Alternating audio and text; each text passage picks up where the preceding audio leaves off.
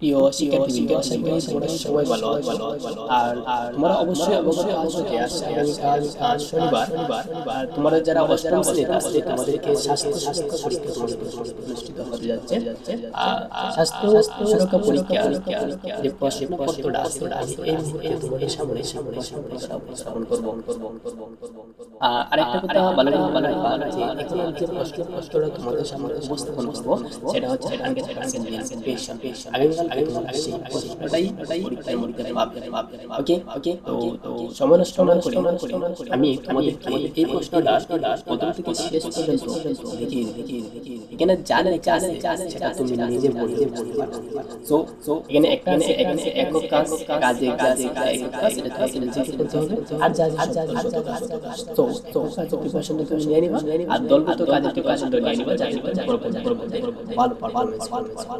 So চলো আমরা আজকে আগামীকালকে অনুষ্ঠিত স্বাস্থ্য সুরক্ষা অষ্টম শ্রেণী শিক্ষার্থীর জন্য নির্দেশনা দেখে নিই। তোমরা অষ্টম শ্রেণী সবাই মিলে বনভোজনে যাবে। বিদ্যালয়ে কয়েকজন শিক্ষক তোমাদের সাথে থাকবে, কিন্তু আয়োজনের দায়িত্ব তোমরা নেবে বলে ঠিক করেছো।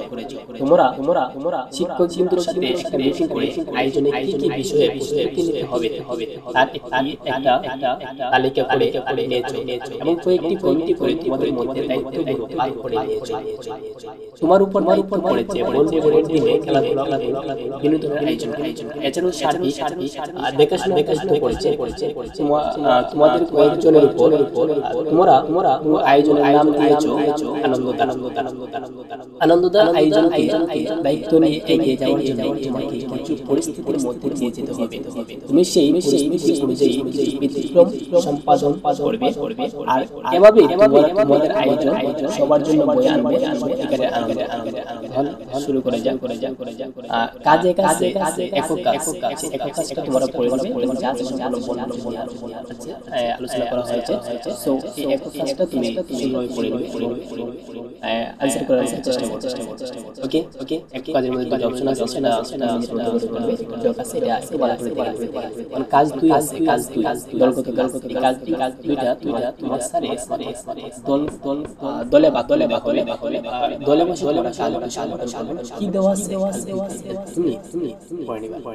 কাজ তিন একক কাজ। এই কাজ তিন যেটা আছে এটা নিজেকে আসলে আমার গলা ভাঙার কারণে আমি অসুস্থ, তাই আমার একটু অন্যরকম লাগছে। সো আমি সম্পূর্ণ ডিসকাস করতেছি না, তোমরা একটু কষ্ট করে বুঝে নিও।